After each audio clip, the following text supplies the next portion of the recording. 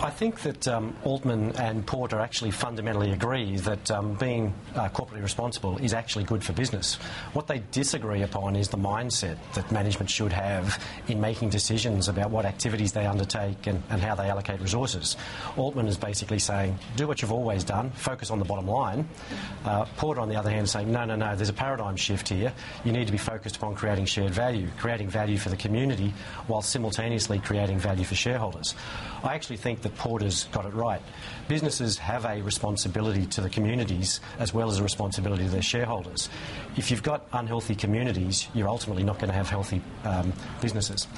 It seemed to me that he was saying, you know, if you're looking at three different bottom lines, a triple bottom line, there's an opportunity there for maybe those triple bottom lines not to actually converge into one and to come back to profit? Ultimately, corporate responsibility is good for business. So ultimately, in the long term, they will converge.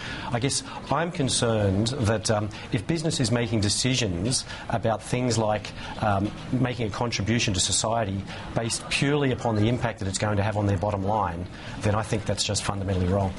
So when you talk to companies, is it always that your argument will be that they should do this because it's good for business, or sometimes that it's just good to do good? No, the reason you should be doing it is because it's doing the right thing.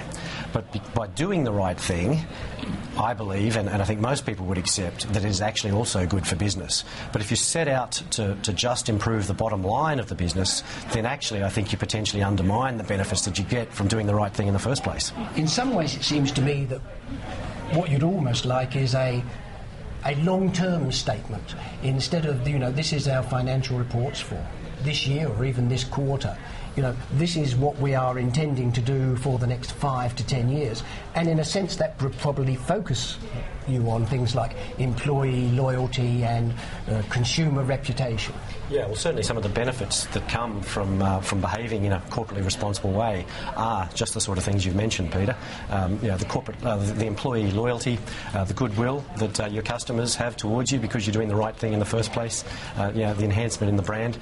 They're all the benefits that flow, but they shouldn't be the driver of what you're doing. The driver should be the desire to make a contribution to community in the first place. I suppose one of the other key things that has come out, though, is that whatever you're going to do in this area really should be linked to the business of your business and not off at the side.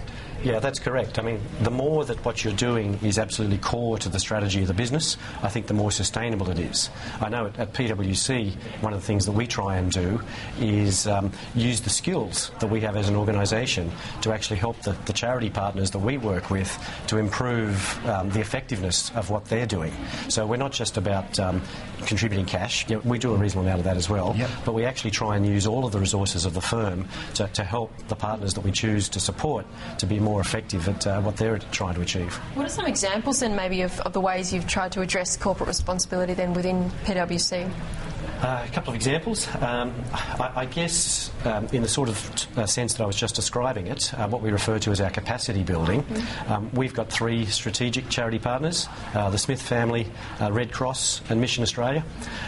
We've been working with each of those organisations to substantially improve their IT systems, to upgrade and simplify some of their organisational processes and the like, so that they ultimately can actually be more effective at what they're doing in the community.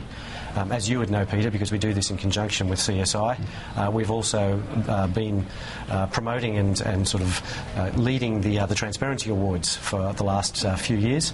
Fundamentally, what we're trying to achieve there is improved transparency, improved quality reporting by the not-for-profit sector, with the end result that the public has far greater confidence in the not-for-profits and in the sector, and is therefore more likely to contribute to the sector. I think that's really important. Brooke and I were talking earlier about the Centro decision. But of course, if you're a not-for-profit board member, you've got an even greater responsibility, because essentially your whole dealing is based upon public trust. Absolutely. And so in a sense you have to have that level of financial literacy, which I know that you've been promoting. Indeed. We'd like to think that the quality of reporting and the quality of that financial literacy has improved quite a bit over the last few years. I guess we think about it in terms of trying to help people learn to fish rather than give them a fish. That's sort of the mindset that we take when we're undertaking this sort of activity.